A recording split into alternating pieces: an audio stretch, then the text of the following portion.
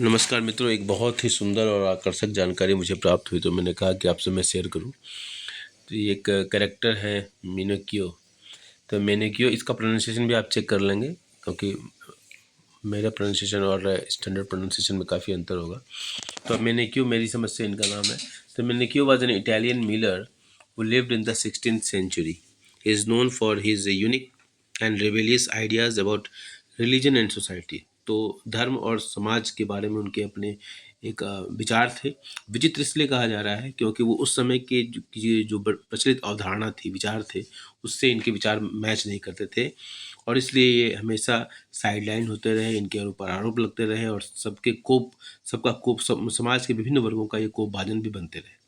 He believed that the world was created naturally. उनका मत था, उनका दृढ़ विश्वास था कि जो विश्व का जो निर्माण हुआ है, संसार का की जो रचना हुई है, वो प्राकृतिक रूप से हुई है, without direct intervention from God, और ईश्वर के किसी भी तरह के हस्तक्षेप के बिना हुई है, which went against the teachings of the church. और जो चर्च की जो अवधारणा थी, जो चर्च का विश्वास, जो समाज में चर्च ने जो विश्वास पैदा किया था, उसकी उस अवधारणा के विरुद्ध ये बातें साबित हो रही थी। तो निश्चित रूप से चर्च का प्रभाव था।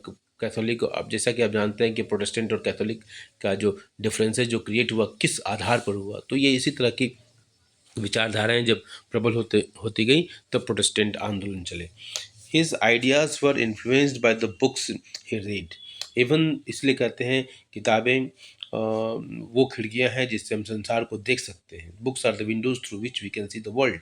तो इसलिए वो किताबें जो पढ़ते थे, जो थॉट प्रोसेसिंग होती थी, थॉट प्रोसेसिंग के बाद वो उनका अपना एक रिजल्ट होता था, उस रिजल्ट के आधार पर ये अपनी बातें बोलते थे। तो his ideas were influenced by the books he red, even though he was not highly educated.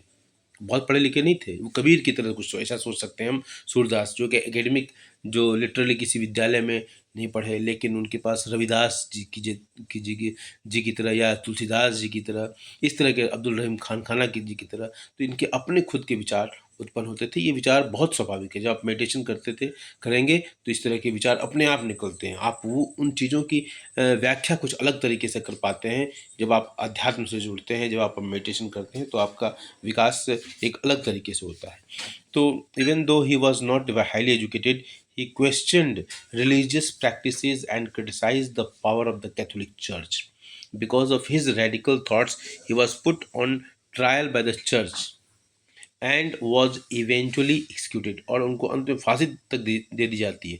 आप ये समझ सकते हैं कि किस तरह का एक आतंक था चर्च का उस ज़माने में, कि इस तरह के विद्वान, हमारे यहाँ तो कबीर ने कितनी आलोचनाएं की हैं, हमारे यहाँ रविदास जी, सब तमाम लोग थे जिन्होंने बहुत तरह से समाज की आलोचनाएं की हैं। उस समय के जो तथाकथित जो वर्ग था, पंडित वर्ग, उसकी भी उन्होंने आलोचना की रविदास जी ने। तो लेकिन हमारे इस तरह की घटनाएं नहीं देखने को मिलती, या पॉकेट में कहीं होंगी तो होंगी, लेकिन वो सामान्य रूप से इस तरह की चीज़ें नहीं देखने को मिलती हैं। तो Menocchio's stories is important because it shows how common people could think differently and challenge powerful institutions even in times when free speech was restricted. तो ये कहानी ये बताती है, ये घटना ये बताती है, ये सत्य घटना पर आधारित है। तो ये कहानी बहुत ही इम्पॉर्टेंट है एक समाज की दिशा को देने के लिए। समाज में जो सत्य की स्थापना का जो सिद्धांत है, सत्य की स्थापना के प्रति जो लोगों की सोच है कि सत्य स्थापित होना चाहिए, तो पर्सनल अपना सेक्रीफाइस करके भी मिनिकोई ने उस चीज़ को स्थापित करने का प्रयास किया। तो निश्चित रूप से ये चाहे हमारे समाज में हो, चाहे किसी और समाज में हो, ऐसे लोग हमेशा याद किए जाएंगे।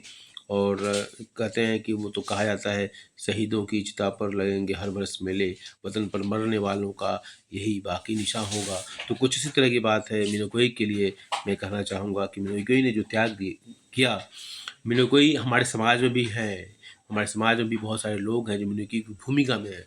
तो ऐसे लोगों का सम्मान होना चाहिए ताकि जिससे कि समाज सही दिशा में आगे बढ़ सके। धन्यवाद।